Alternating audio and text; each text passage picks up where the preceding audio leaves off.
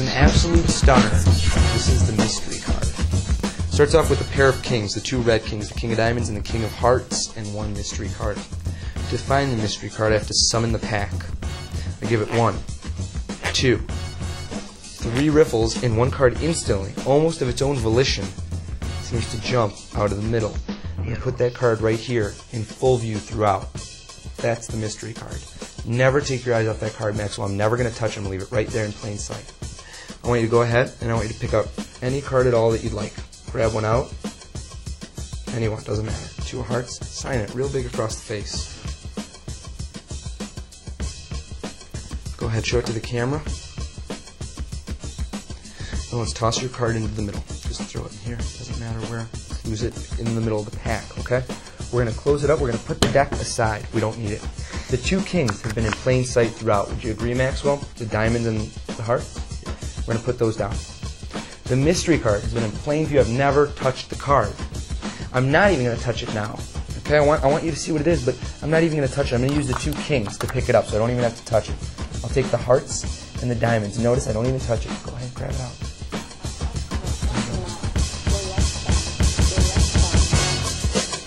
An absolutely breathtaking trick. The mystery card and the sign card are one and the same.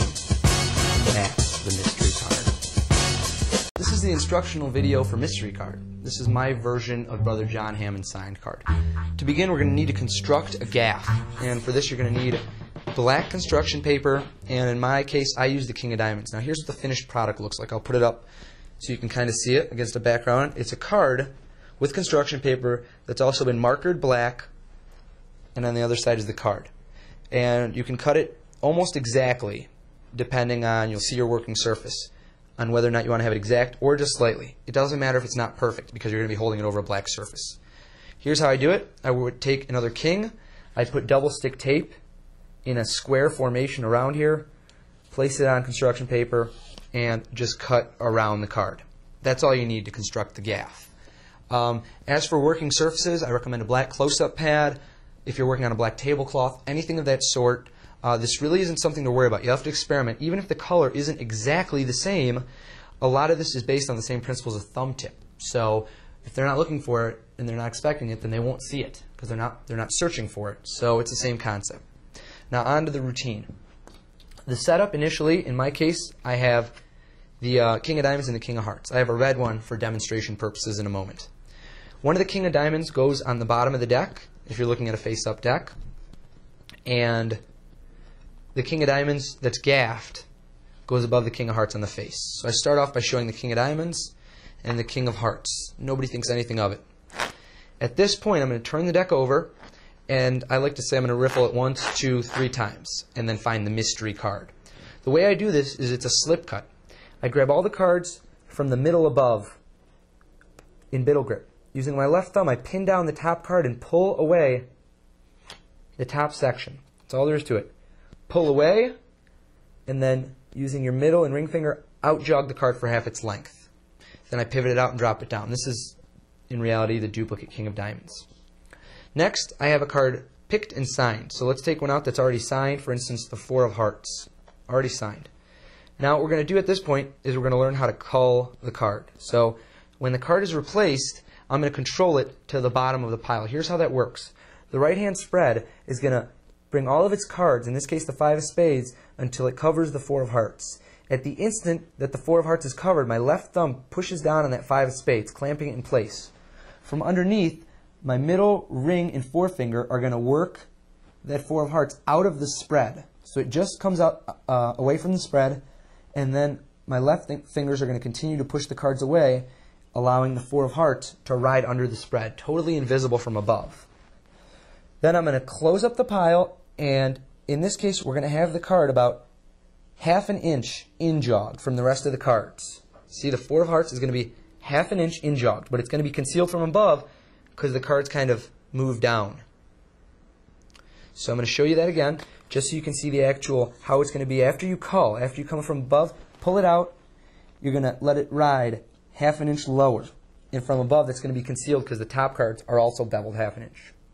At this point, we're going to take all the cards from above, put them aside, and cop the 4 of Hearts. Here's how this works. The cop is when the card lies right along the inside of your palm with the outer right corner right in between your middle and ring fingers. And the angles on this are pretty good. As soon as you turn your hand down, it looks completely natural. Okay? Here are your angles. If you turn too much to this side, somebody's going to see it. If you turn too much to this side, of course somebody's going to see it. As long as you keep this side of your hand to the audience, nobody can see it. You have pretty much a good 120-degree cross-section where nobody can see this card. The angles are good. It's very natural. So at this point, once you've called the card, you're going to close the deck, squeeze the card, and as you come over with your hand, you're going to turn your hand down. As you put the deck away, draw all attention to the deck, slam it down with a resounding thud. So everyone's over here, looking over here. And you have their selected card. At this point, I bring my hands together. I usually push down on the king of diamonds. And I take up, I actually have the king of diamonds. I take the king of diamonds. And it should be on the right side. And I take it underneath the king of hearts. And I bring both up into my hand. So they're about here. And they can't see this. I turn my hand kind of sideways. And then I square it all up. But I do this concealed. So after I've pushed the two together, I take them, give them a little rub. That's optional to make it look better. Bring them together and then square it all up while your hand is still turned to the side. That way it's concealed that you've added surreptitiously the four of hearts underneath. At this point, you're free to deal off the king of hearts, hold the king of diamonds, the gaff, with the blue four below it, turn and show both sides. This is the strength of the trick. You're showing both sides of the cards. Drop them down. Now it doesn't matter what happens to this black card. You'd like for them to drop pretty flush, but of course they can't see that because it's black on black. It's like black art. I talk about how I'm not even going to touch this card. Now I'm going to do one of Brother John Hammond's moves. I'm going to pick up the two cards. In reality, this is now the sign selection. This is the king of hearts. I'm going to tap them up and down and switch the cards from hand to hand. So now the right hand contains the four. The king comes in from the left, bringing its card underneath. The four goes in from above to sandwich the mystery card. As soon as they come together, my right fingers reach underneath, take out the bottom card, turn it over, and I use the middle card to now pivot over the king of diamonds. So it looks at speed just like all I did, even though we have the king of diamonds here. It looks just like I picked them up and didn't do anything. It's very, very deceptive because they just saw the king of diamonds and the king of hearts. Let them reach out, turn this card over. As they do, you're going to bring your hands back, and you're going to take the black art card and knock it off the table. So just to give you an example so you can really see it, if this was the red card on the table, you're just going to bring your hands back nonchalantly while turning over the cards and laugh the gaff. There you have it. That's the mystery card.